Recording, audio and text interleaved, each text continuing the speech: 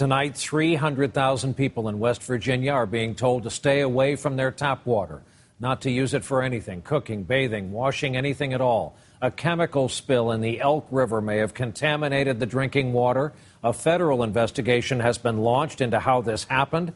Our chief environmental affairs correspondent, Ann Thompson, is in Charleston, West Virginia for us tonight. Ann, good evening. Good evening, Brian. Tonight, the state has ordered the company believed to be responsible for this chemical spill to cease and desist and to inspect all its tanks. Meanwhile, FEMA is on its way here to Charleston to help deliver water to those residents who can no longer turn on the tap. It's pretty hard to live long in West Virginia and not appreciate how much it rains. and so water is a prevalent feature in the state of West Virginia. And certainly some of its most remarkable places are its rivers. When we think about places like the New River or the Golly River or the Cranberry River. And then when we couple that with some of the major river systems like the Monongahela River and the Kanawha River, places where historic conduits of coal and steel and major economic drivers in terms of industry development along the canal.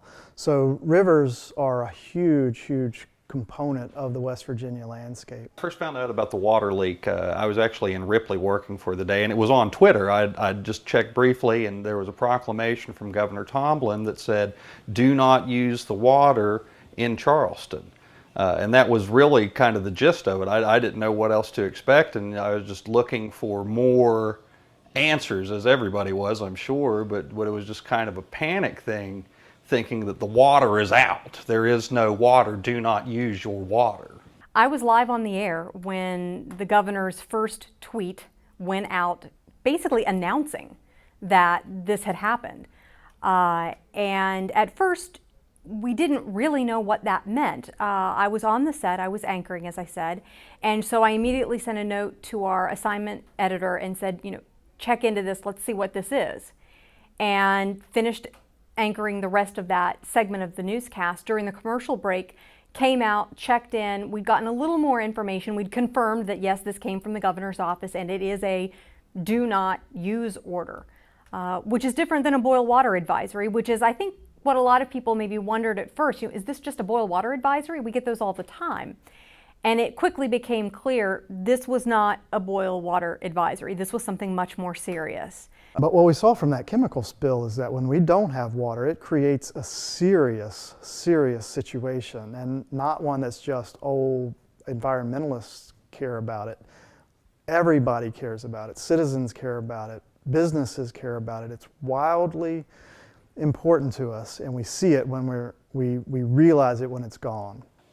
I think that as a direct result of the chemical spill into the water system in Charleston, that there was a trust broken that may never be repaired. I think that even today there are a percentage of families in West Virginia and Charleston that do not trust this water system, and they don't want to do anything with it.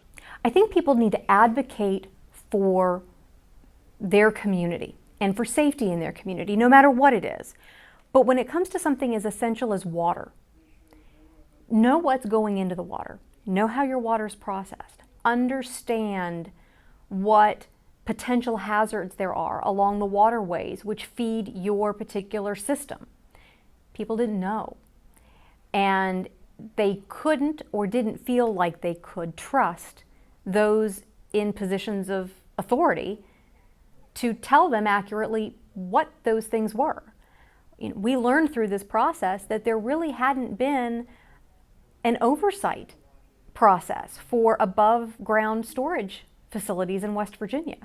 And the tank bill, which turned into a law, is a step in the right direction to ensuring that there is proper oversight and continued maintenance of those facilities that hopefully will keep something like this from happening again.